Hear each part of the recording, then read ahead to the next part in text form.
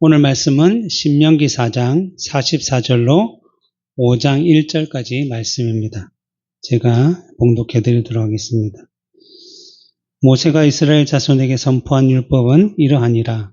이스라엘 자손이 애굽에서 나온 후에 모세가 정언과 규례와 법도를 선포하였으니 요단 동쪽 벳부올 맞은편 골짜기에서 그리하였더라. 이 땅은 헤스본에 사는 아모리 족속의 왕 시온에게 속하였더니 모세와 이스라엘 자손이 애굽에서 나온 후에 그를 쳐서 멸하고 그 땅을 기업으로 얻었고 또 바산 왕 옥의 땅을 얻었으니 그 두 사람은 아모리 족속의 왕으로서 요단 이쪽 해돋는 쪽에 살았으며 그 얻은 땅은 아르논 골짜기 가장자리에 아로엘에서부터 시온산 곧 헤르몬산까지요. 요단 이쪽 곧 동쪽 온 아라바니 비스가 기슭 아래 아라바의 바다까지이니이다. 모세가 온 이스라엘을 불러 그들에게 이르되 이스라엘아 오늘 내가 너희 귀에 말하는 규례와 법들을 듣고 그것을 배우며 지켜 행하라. 아멘. 이 신명기는 모세가 출애굽 2세대들에게 그 모압 평지에서 선포한 고별 설교를 기록한 것인데 세 부분으로 나눌 수 있다라고 전에 말씀드렸습니다. 모세는 가나안에 들어가고자 하는 이들에게 세 편의 설교를 통해서 권고를 하고 있는데 첫 번째 설교는 우리가 지난 시간까지 살펴보았던 것으로서 신명기 1장부터 신명기 4장 43절까지인데 이 부분은 모세가 지난 시간, 즉 애굽에서부터 출애굽에서부터 시작해서 광야의 40년을 지나 지금 모압 평지 이르기까지의 내용을 회고 형식으로 간단하게 선포한 것입니다.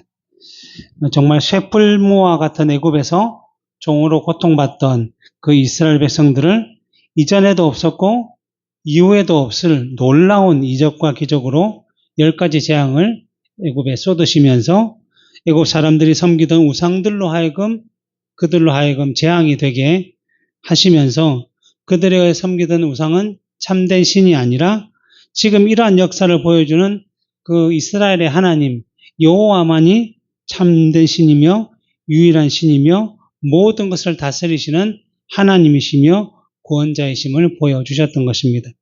그래서 모세도 이러한 역사에 대해서 출애굽 2세대들에게 어떤 신이 와서 시험과 이적과 기사와 전쟁과 강한 손과 편팔과 크게 두려운 일로 한 민족을 다른 민족에게서 인도하여 낸 일이 있느냐. 이는 다 너희 하나님 여호와께서 애굽에서 너희를 위하여 너희 목전에서 행하신 일이라 라고 강력하게 선포했습니다. 그리고 계속 말씀드리지만 출애굽 이후 가로막던 그 바다인 홍해를 갈라서 육지같이 건너게 하시고 만나와 메추라기를 먹이시고 또 광야에서 반석에서 물을 내어 마시게 하시며 인도하셨고 또 호렙산 시내산이라는 부르는 곳에서 하나님의 율법을 모세를 통해서 주셔서 그곳에서 율법대로 사는 법들도 훈련하게 하시면서 정말 애굽에서 나온 지 한 2년이 안 되어서 약속의 땅 가나안 남쪽 가데스 바네아까지 인도하셨습니다. 그러나 그곳에서 약속의 땅인 가나안 정복을 시작하면 이제 됐는데 그들의 마음이 인간적인 마음에 가나안 땅을 참 정탐하고 그들의 정보를 좀 더 활용해서 우리가 정보를 하면 좀 더 나을 것이다 라는 생각을 하게 되었고 그래서 한 40일 정도 가나안을 정탐하게 하였습니다. 그리고 정탐하고 온 자들이 보고를 하는데 먼저 약속의 땅인 가나안은 정말 하나님의 말씀대로 젖과 꿀이 흐르는 땅이다라는 사실을 보고하였지만 그 이어서 10명의 정탐꾼이 그 땅에 사는 민족은 너무나 강하고 힘이 세 보이고 크고 또 그들의 성과 성읍은 견고해서 만약 그들과 우리가 전쟁을 하게 된다면 우리는 남자들은 다 죽고 여자와 어린아이들은 그들의 포로로 잡혀갈 것이 확실하다라고 하면서 보고를 하였습니다. 그런데 그 12명의 정탐꾼 가운데 10명이 이름 보고를 했고 나머지 2명 우리가 알고 있는 여호수아와 갈렙이 아니다. 비록 그들이 강한다 할지라도 하나님이 우리와 함께 계신다. 그 강한 애굽을 10가지 재앙으로 징치하셨고 또 이 광야를 지나 지금까지 은혜와 놀라운 이적을 베푸신 그 하나님이 우리와 함께 하신다면 하나님께서 우리에게 그 가나안 땅을 약속의 땅으로 주시겠다고 약속하셨기 때문에 우리가 올라가서 그들과 전쟁하면 반드시 하나님이 그들을 벌하셔서 우리가 승리하도록 도우실 것이니 우리는 그들의 눈에 보이는 강함에 두려워 떨지 말고 우리와 함께 하시는 하나님을 믿고 나아가자라고 했습니다. 그러나 이미 10명의 보고를 들은 그 백성들의 마음이 두려움과 걱정에 사로잡혔고 그래서 그들이 결정하기를 모세가 아닌 다른 지도자를 세워서 차라리 애굽으로 돌아가자라고 하는 악한 결정을 내리게 되었습니다.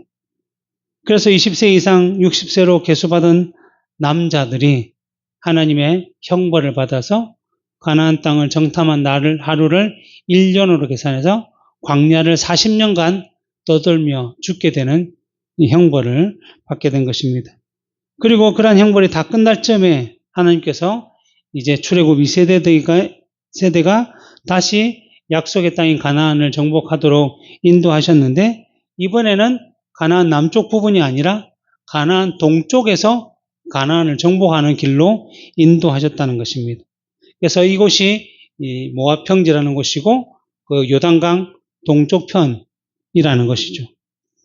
그래서 광야를 떠돈 지 한 38년쯤 돼서 그들을 가나안 이 동편으로 인도하시기 위해서 밑에서부터 위로 이렇게 올라가도록 하셨는데 그 길을 지나가기 위해서는 반드시 에돔이라는 나라와 모압과 암몬과 헤스본과 바산이라는 나라를 지나가야만 했습니다. 오늘 우리가 읽은 구약 성경에도 모압 평지에 있던 이스라엘을 저주하기 위해서 모압 왕 발락이 그 선지자 발람을 부르는 사건이 등장하는데 이처럼 에돔과 모압과 암몬과 또 헤스본과 바산을 거쳐 가야 하는 길인데 하나님께서 특별히 그 가운데 에돔과 모압과 암몬은 이스라엘의 먼 친척인 관계이기 때문에 하나님께서 그들에게 특별히 그 지역을 그 민족들의 땅으로 주셨기 때문에 너희는 그것을 지날 때에 조용히 그냥 지나가고 그러나 헤스본과 바산은 진멸하라라고 말씀하셨습니다. 그렇게 되어서 가다 보니 헤스본과 바산이라는 나라도 이스라엘을 못 지나가게 하기 위해서 수많은 군대를 이끌고 나왔던 것이고 그래서 전쟁을 통해서 헤스본과 바산을 완전히 진멸시켰습니다. 그리고 그 땅이 너무나 목축하기에 좋은 땅처럼 보여서 르우벤과 갓과 므낫세 반지파가 이 땅을 우리에게 기업으로 달라고 요청하였고 하나님께서는 그 땅이 비록 약속의 땅인 가나안 땅이 아니지만 그들에게 그것을 허락해 주셨습니다.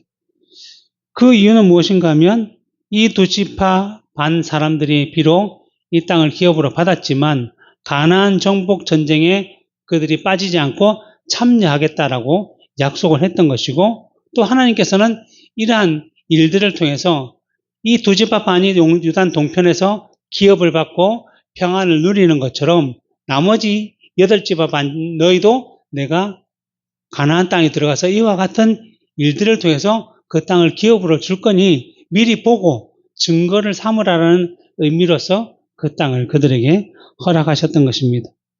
그런데 이제 여기서 한 가지 더 살펴볼 것은 오늘 보면 47절에도 나오는데 헤스본 왕 시온과 바산 왕 옥에 대하여 이 두 사람은 아모리 족속의 왕이다라고 말씀하고 있습니다.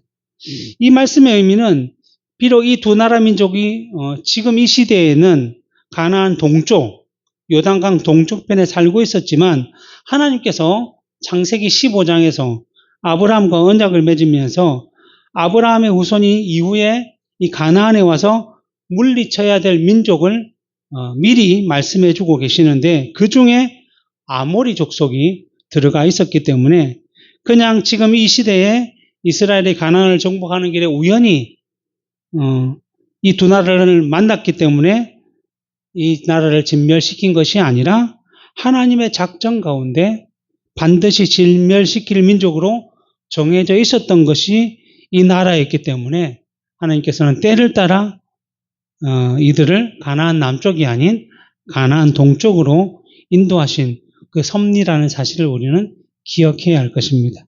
그래서 창세기 15장 13절부터 21절을 보면 여호와께서 아브라함에게 이르시되 너는 반드시 알라 내 자손이 이방에서 객이 되어 그들을 섬기겠고 그들은 400년 동안 내 자손을 괴롭히리니 그들이 섬기는 나라를 내가 징벌할지며 그 후에 내 자손이 큰 재물을 이끌고 나오리라. 너는 장수하다가 평안히 조상에게로 돌아갈 것이요 내 자손은 사대 만에 이 땅으로 돌아오리니 이는 아모리 족속의 죄악이 아직 가득 차지 아니합니다 하시더니 특별히 아모리 족속에 대해서 말씀하고 계시죠.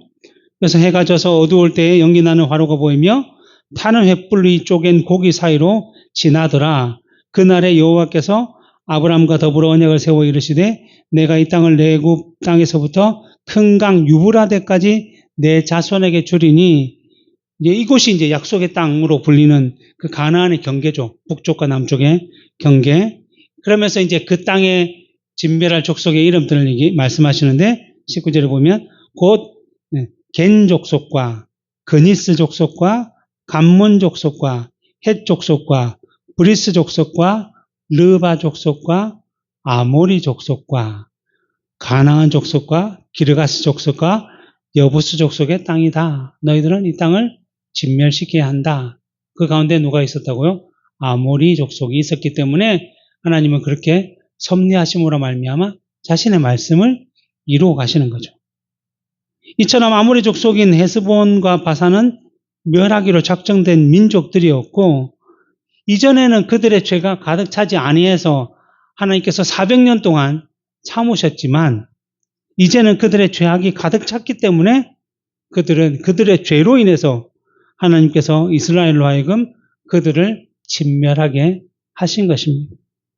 물론 그들이 니느웨가 요나의 회개의 선포 메시지를 듣고 왕에서부터 짐승에게까지 다 엎드려 회개해서 그 하나님의 진노가 넘어간 것처럼 그들도 회개했다고 한다면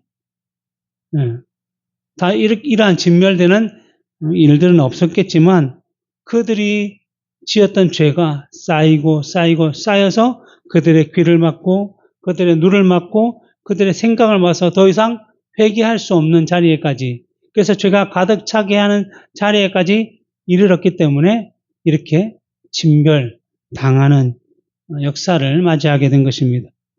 그러나 지난 시간에도 말씀드렸듯이 하나님의 백성으로 창세전에 예정된 자들 오늘날로 하면 바로 우리들은 하나님의 놀라운 역사가 죄 가운데 살아가는 우리의 마음을 죄가 더 이상 쌓고 쌓여서 보지 못하고 듣지 못하게 할지라도 하나님께서는 그 죄의 마음을 부드럽게 하시고 성령을 통해서 견고하게 하시고 깨닫게 하셔서 탕자가 아버지의 집을 기억하여 돌아오게 하셨던 것처럼 우리의 마음이 계속적으로 회개하며 돌아올 수 있도록 역사해 주신다라고 말씀하고 있습니다. 그렇기 때문에 우리는 늘 우리에게 주시는 말씀을 들을 때마다 경고를 주실 때마다 돌이켜서 하나님께로 돌아오고자 회개하는 그러한 일들을 행해야 할 것입니다. 그래서 이러한 하나님의 인도하심을 따라 이제 출애굽 2세대가 모압 평지라는 곳까지 오게 되었고 이곳에서 모세는 하나님의 말씀, 즉 율법, 규례와 법도들을 다시 강력하게 전하고 있는 것입니다. 이 신명기를 처음 시작할 때도 말씀드렸듯이 신명기 말씀은 신신당부하듯이 반복해서 규례와 법도인 율법에 대해서 기억하고 지키고 때로는 삼가하고 반드시 행해야 할 것임을 말씀하고 있습니다. 하나님께서 모세를 통해서 이렇게 반복해서 말씀하시는 이유는 무엇인가 하면 민수기 14장 22절에서 내 영광과 애굽과 광야에서 행한 내 이적을 보고서도 이같이 10번이나 나를 시험하고 내 목소리를 청종하지 아니하였다라고 하신 말씀처럼 참 죄인된 사람은 아무리 놀라운 경험을 하고 체험을 한다 할지라도 그때뿐이지 시간이 지나면 늘 눈에 보이는 것에 우리가 하고 싶은 것에 세상의 흐름을 따라 세상의 유행을 따라 살아가고자 하는 마음이 더 강하기 때문에 진리이시며 의로우신 하나님과 그 말씀보다는 언제나 자기 마음과 뜻과 기분대로 살고자 하고 그게 안 되면 늘 불평하고 원망하는 삶을 살고자 하는 악한 습성이 있기 때문에 하나님께서 이렇게 반복해서 계속해서 말씀하는 것입니다.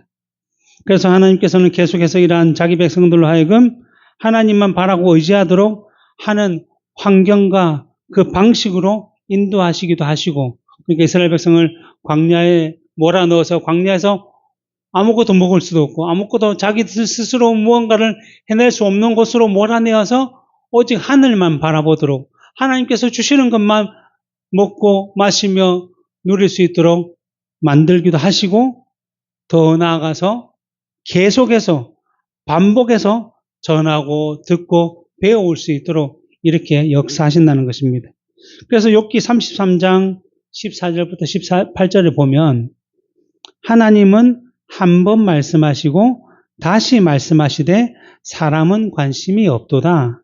사람이 침상에서 졸며 깊이 잠들 때에나 꿈에나 밤에 환상을 볼 때에 그가 사람의 귀를 여시고 경고로 두렵게 하시나니 이는 사람에게 그 행실을 버리게 하려 하심이며 사람의 교만을 막으려 하심이라.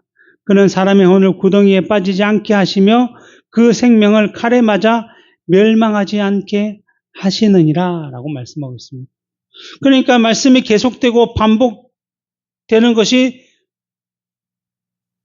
하나님께서 우리를 생명을 구원하시기 위해서 그 죄의 늪에 빠져서 점점 빠져서 영원한 멸망의 길로 가지 않도록 하기 위해서 계속해서 말씀하신다는 것입니다. 지금도 말씀하시고 꿈에도 말씀하시고 생각나게 하시고 우리로 하여금 그러한 환경과 그러한 상황을 바라보면서 하나님만 이 일에 모든 것을 지니고 계신 분이심을 우리로 하여금 깨닫게 하신다는. 왜냐하면 우리는 하나님의 백성으로 부르심을 받았기 때문이죠. 이미 출애굽을 통해서 이 백성은 내 백성이다라고 건져내셨기 때문에 율법을 주시고 율법대로 행함으로 말미암아 그 몸 자체가 하나님의 백성으로서의 마땅한 삶들을 살아가게 하신다는 것입니다.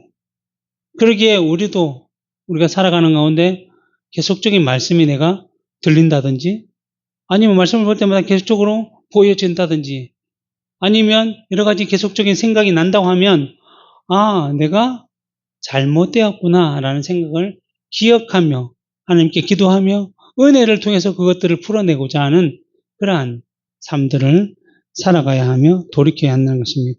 그런데 만약 아무런 변화 없이 살아간다면 하나님께서 이스라엘 백성들을 광야로 부르시고 오직 하나님만을 바라고 의지하며 시험하고 훈련시키셨듯이 우리도 그러한 광야의 학교로 부르셔서는 정말 빡세게 힘들게 우리를 훈련시키실 것입니다.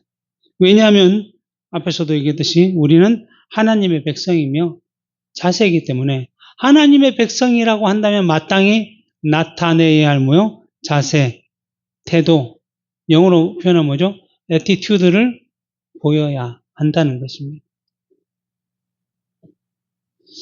그래서 이제 신명기 4장 43절까지 모세의 고별 설교 일부가 끝나고 44절 오늘 본문부터 이제 신명기 26장까지 두 번째 설교가 시작되는데 이 두 번째 설교는 가나안에 들어가지 않은 출애굽 2세대들에게 가나안 땅에 들어가서 너희는 반드시 하나님의 백성으로서 이렇게 행하여야 한다라고 하면서 율법을 종합해서 재정리해서 그들에게 가르치는 내용이 전개됩니다.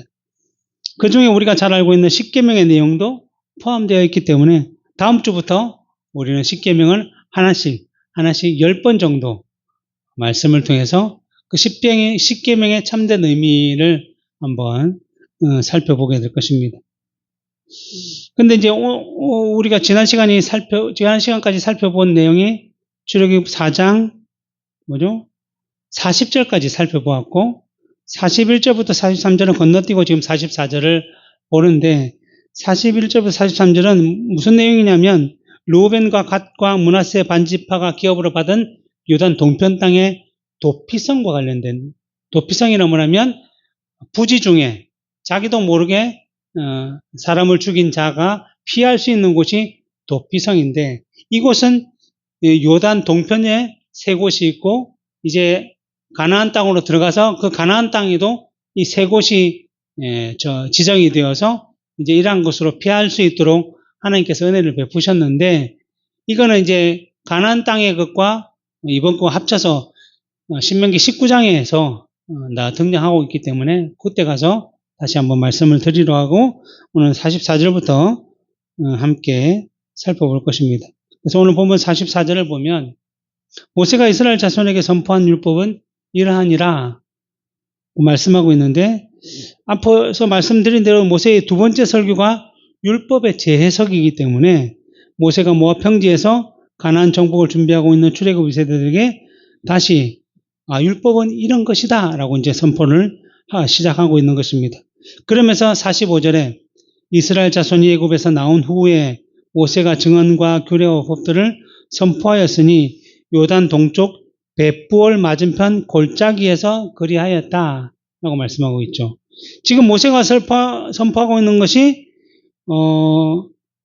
요단 동쪽 벳부올 맞은편 골짜기인데 다른 이름으로 하면 모압 평지입니다. 모압 평지.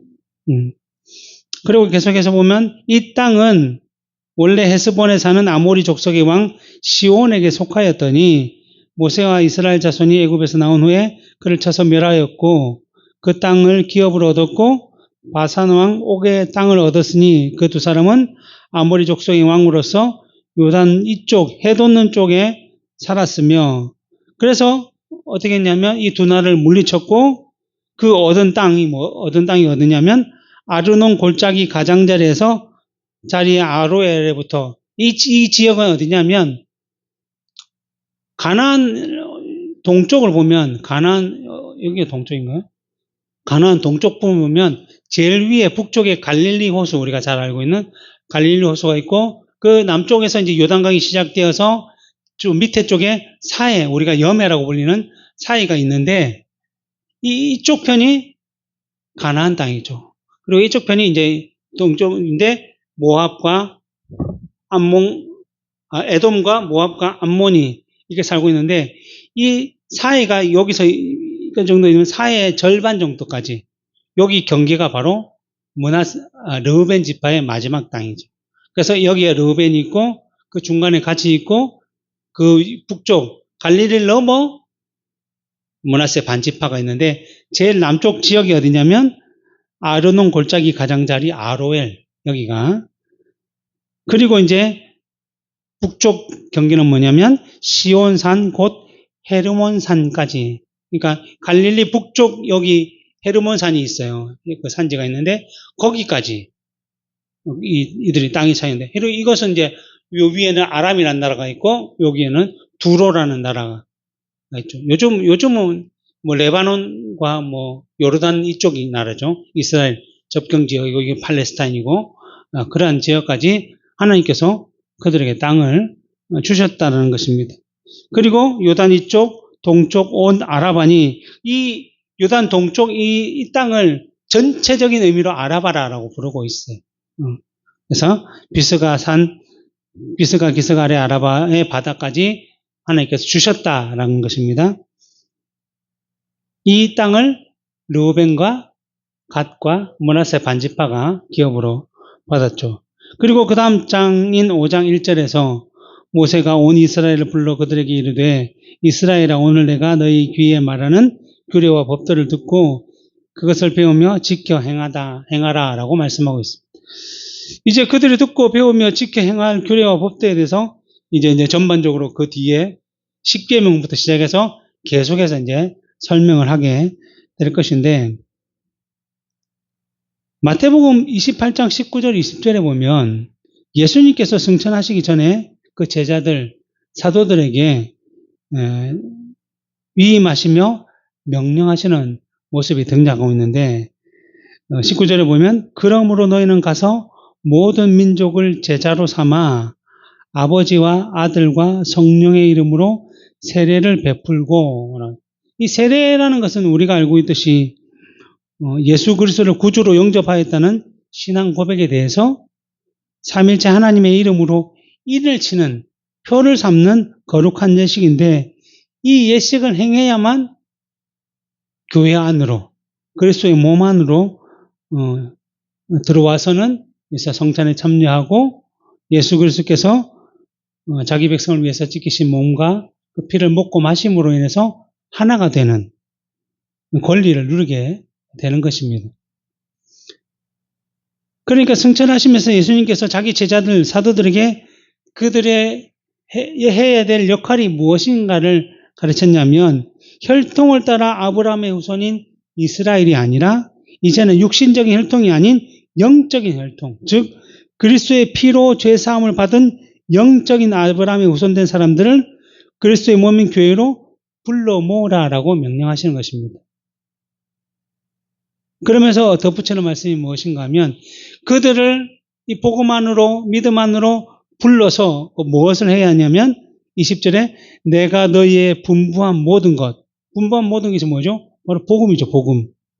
근데 그 복음은 오늘 본문 신명기 말씀으로 보면 율법, 규례와 법도라는 거죠. 그래서 그것을 어떻게 하냐고 가르쳐 지키게 하라. 그러니까 믿지 않는 자들을 가르쳐 지켜서 믿도록 하라고 하신 것이 아니라, 먼저 복음을 통해서 그들을 몸 안으로 불러와서는 계속적으로 뭘 하라고요? 가르쳐 지켜서 하나님의 사람으로 자랄 수 있도록 만들어라라고 하시는 것입니다. 이스라엘 백성들도 마찬가지죠. 그들이 규례와 법들을 잘 지켜서 하나님의 백성이 된 것이 아니라, 하나님이 먼저 아브라함을 부르시고, 그리고 애굽에 있는 이들을 불러내셔서 자기 백성으로 삼으신 후에 율법을 주셔서 너희들은 이것을 잘 지켜 행해서 내 백성임을 증명해라.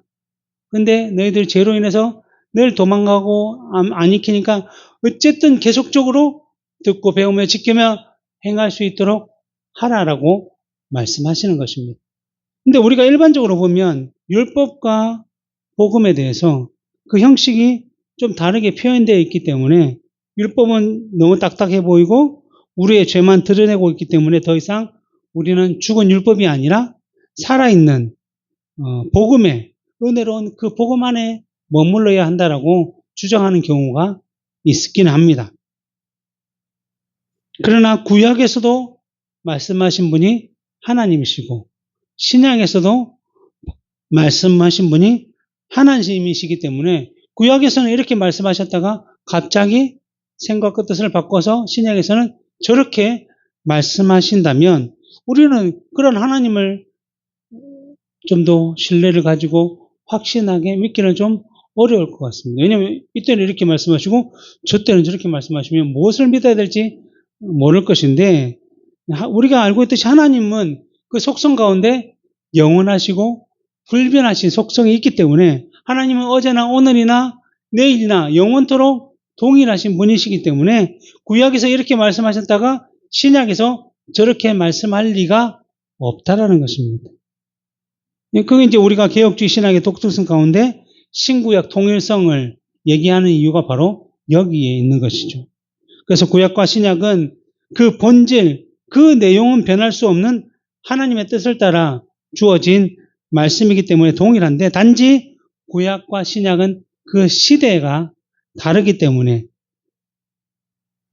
나타나는 방식이 다르게 주어졌던 것이고, 특별히 구약은 예수 그리스도께서 아직 오시지 아니했기 때문에 갈라디아서의 표현처럼 초등학문의 시대, 유아기의 시대였기 때문에 그 본질에 대해서 늘 상징으로 예를 들어서 표현했다는 것입니다.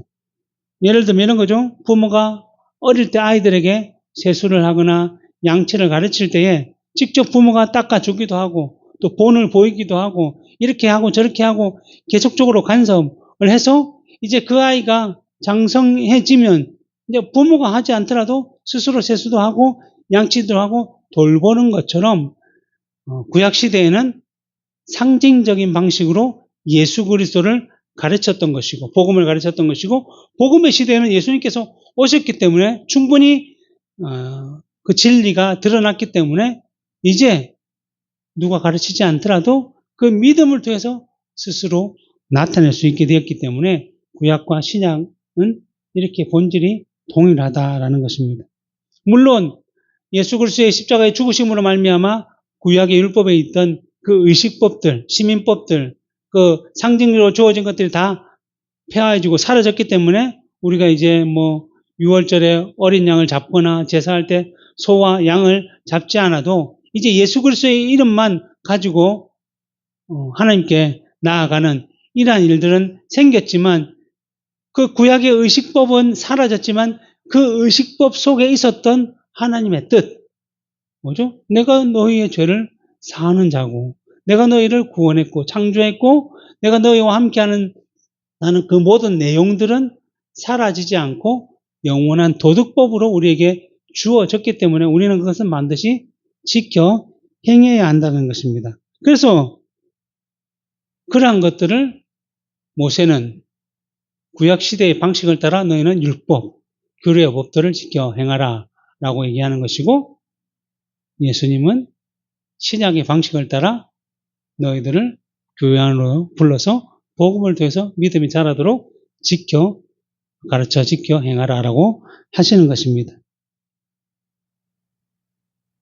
그래서 구약과 신약은 시대가 달라서 그 의미를 상징적으로 아니면 본체로 보여주는 방식만 달랐을 뿐이지 모두 예수 그리스도를 더 나아가 삼일체 하나님의 사역과 일하심을 알려주는 것이기 때문에 통일성을 가진다라는 것입니다. 그래서 지금 본문의 모세는 출애굽 2세대들에게 이러한 구약의 시대 방식을 따라 율법과 규례와 법도를 듣고 배우며 지켜 행하라는 것이고 이것을 오늘날로 적용하면 우리는 하나님의 말씀을 잘 듣고 잘 배우고 그것을 지켜 행하도록 해야 한다라는 것입니다. 그래서 이 말씀은 이제 다음 시간에도 십계명 서문을 통해서 좀 더 분명하게 전달될 것입니다. 근데 이제 이 순서를 한번 살펴보면 제일 먼저 하나님의 말씀을 잘 듣고 배워야 한다라고 말씀하고 있습니다. 왜냐하면 하나님의 말씀을 들어야 이 세상을 창조하신 분이 하나님이시고 또 죄로 인해 타락하고 부패한 우리들을 구원하시기에 성자 하나님이신 예수 그리스도를 세상에 보내셨고 또 그분은 우리의 대표로서 우리 죄를 대신 지시고 죽으심으로 우리의 죄를 사해 주셨고 또 예수님이 죽음에서 부활하심으로 이루신 의를 우리에게 전가해 주셔서 우리가 의롭다고 칭함을 받게 하시고 그리고 그 모든 구원의 역사가 오늘날에도 여전히 이루어질 수 있었던 것은 예수께서 보내신 그 보혜사 성령께서 우리의 마음 가운데 중생함, 하나님 부르심에 대한 반응을 일으키게 하심으로 우리가 거듭나서 믿음으로 예수 그리스도를 영접하게 되는 것이고 이런 일들이 계속 진행되면 결국에는 승천하신 예수 그리스도께서 심판하실 때까지 이르게 된다. 뭐 이런 것들을 알 수 있는 거죠. 그리고 하나님의 말씀은 이렇게 잘 듣고 배워야 하는 것이 너무나 중요하고 근데 문제는 배우고 듣고 배우는 것으로 끝나는 것이 아니라 뭐죠? 듣고 배운 바를 지켜 행하는 자리까지 믿음으로 살아가며 열매를 맺는 자까지 이르러야만 한다는 것입니다. 야고보서 2장 14절부터 17절에 보면 내 형제들아 만일 사람이 믿음이 있노라 하고 행함이 없으면 무슨 유익이 있으리요? 그 믿음이 능히 자기를 구원하겠느냐? 만일 형제나 자매가 헐벗고 일용할 양식이 있는데 너희 중에 누구든지 그에게 이르되 평안히 가라, 덥게 하라, 배부르게 하라 하며 그 몸에 쓸 것을 주지 아니하면 무슨 유익이 있으리요. 이와 같이 행함이 없는 믿음은 그 자체가 죽은 것이다 라고 말씀합니다.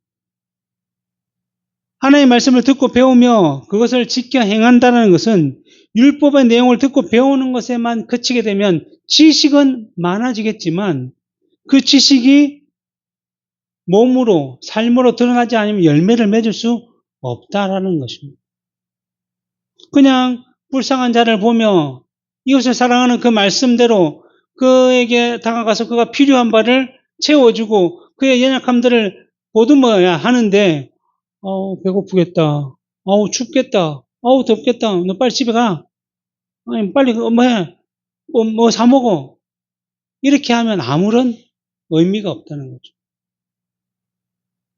당장 먹을 것이 없고 입을 옷이 없는데 그것을 보면서도 먹을 것을 주거나 입을 옷을 주는 것이 아니라 저들의 행동이 너무 불쌍해 보이고 가여 보이기만 생각만 하고 행동하지 않는다면 그것은 그들에게 아무런 도움을 주는 것이 아니고 율법의 참된 정신은 그런 것이 아니라는 것입니다. 그런데 율법을 오해한 우리가 잘 알고 있는 마태복음 19장에 나온 영생을 구하는 그 부자 청년, 자기는 어릴 때부터 그 율법을 다 지켜 행했습니다라고 자부심을 가지고 큰 소리로 외쳤는데 예수님이 그러면 너의 재물을 가난한 사람들에게 나눠주고 나를 따르면 영생이 너에게 있을 것이다. 그러니까 그 청년이 뭐라고 했죠?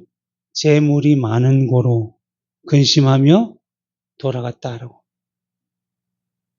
결국 그 청년은 말로만, 입으로만 그것들을 지켜 행했던 것이죠. 그래서 예수님은 이러한 자들에게 이 사마리아인의 비유라는 내용을 통해서 그 의미를 분명하게 가르쳐 주고 있습니다. 누가복음 10장에서 그걸 설명해 주시는데 여기 사마리아인은 우리가 지난 시간에 배웠듯이 원래 북이스라엘 사람이었는데 아수르의 멸망을 당해서 다른 민족이 여기 와서 그들과 혼합이 되므로 인해서 이스라엘 백성으로서의 순결성, 정체성을 잃어버리고 그냥 살아감으로 말미암아 그 남쪽에 있는 유대인들로부터 너희는 하나님의 백성 이스라엘이 아니다. 너희는 이방인이다라고 취급을 받았던 그러했던 민족입니다. 그런데 예수님께서 이 사마리아의 비유를 통해서 참 듣고 배우는 것보다 지켜 행하는 것이 얼마나 더 중요한지를 말씀해 주고 있는데 그 내용을 한번 읽고 이제 오늘 말씀을 마치도록 하겠습니다. 어떤 율법 교사가 일어나 예수를 시험하여 이르되 선생님 내가 무엇을 하여야 영생을 얻으리까? 예수께서 이르시되 율법에 무엇이라 기록되었으며 네가 어떻게 읽느냐? 대답하되 이르되 내 마음을 다하며 목숨을 다하며 힘을 다하며 뜻을 다하여 주 너의 하나님을 사랑하고 또한 내 이웃을 내 장신과 같이 사랑하라라고 했습니다. 그러니까 하나님을 사랑하고 이웃을 사랑하라고 했다는 거죠. 그래서 예수님께서 내 대답이 옳도다. 이를 알아라고 한 것이 아니라 이를 행하라. 이를 행하라. 그리하면 살리라 하시니 그 사람이 자기를 옳게 보이려고 예수께 여쭤도 그러면 내 이웃이 누굽니까? 누구를 사랑해야 됩니까? 라고 질문합니다. 그래서 예수께서 대답하되 예를 들어 이렇게 말씀하십니다. 이르시되 어떤 사람이 예루살렘에서 여리고로 내려가다가 강도를 만나매 강도들이 그 옷을 벗기고 때려 거의 죽은 것을 버리고 갔더라. 마침 한 제사장이 그 길로 내려가다가 그를 보고 피하여 지나가고. 제사장이 누굽니까? 하나님을 사랑하고 이웃을 내 몸같이 사랑하라는 그 계명을 가르치는 사람이죠. 먼저 듣고 배워서 매일 그 율법의 조문을 줄줄줄 외우고 정말 눈 감고도 말할 수 있을 정도로 듣고 배운 사람인데 이 사람에게 뭐가 없는 거죠? 지켜 행하는 열매가 없었던 거죠. 그러니까 연약한 자들, 거의 죽어간 자들을 돌보지 않고 오히려 자기도 무슨 피해를 입을까봐 먼지감치 돌아서 도망을 갔다는 거죠. 두 번째로 또 이와 같이 한 레위인도 그곳에 이르러 그를 보고 피하여 지나가되. 레위인도 마찬가지죠. 레위인도 그 제사와 그 모든 하나님의 성전에 관련된 일들을 맡은 자로서 당연히 하나님의 규례와 법도와 규례를 잘 알고 있는 사람인데 이 사람도 여전히 지켜 행하는 열매가 없었던 거죠. 그러니까 도망갈 수밖에 없었습니다. 그런데 어떤 사마리아 사람은 여행하는 중 거기 이르러 그를 보고 불쌍히 여겨 가까이 가서 기름과 포도주를 그 상처에 붓고 싸매고 자기 짐승에 태워 주막으로 데리고 가서 돌보아 주니라. 이튿날 그가 주막 주인에게 데려니 온 둘을 내어주며 이르되 이 사람을 돌보아 주라. 비용이 더 들면 내가 돌아올 때에 갚으리라 하였으니 내 생각에는 이 세 사람 중에 누가 강로 맞는 자의 이웃이 되겠느냐. 그 율법 교사에게 물어봤던 거죠. 그러자 이르되 자비를 베푼 자이라. 뭐예요? 행한 자입니다. 듣고 배우며 안 자가 아니라 그 배운 바를 행한 자입니다. 그 사람도 그걸 이제 깨달았게 되는 거죠. 그래서 예수님께서 이르시되 가서 너도 이와 같이 하라라고 말씀하셨습니다. 이처럼 율법은 반드시 우리가 듣고 배워야 알 수 있습니다. 하나님의 말씀은. 그런데 듣고 배우고 아는 것으로 하나님의 말씀은 끝내서는 안 되고 반드시 그것을 지켜 행하는 자리로 나아가야 되는 것이고 그럴 때에 우리의 삶 가운데 믿음의 열매들이 하나씩 쌓여가게 되는 그래서 그리스도의 장성의 문량에까지 이르게 되는 그런 일들이 일어나게 된다는 것입니다. 그리고 하나님의 백성으로서 반드시 우리는 이러한 믿음의 열매들을 맺으며 살아가야 할 것입니다. 그리고 이제 다음 주부터는 십계명의 내용을 통해서 이제 말로만이 아니라 실제적으로 지켜야 하는 하나님의 율법, 규례와 법도의 내용은 어떠한지를 같이 살펴보도록 하겠습니다. 기도하겠습니다.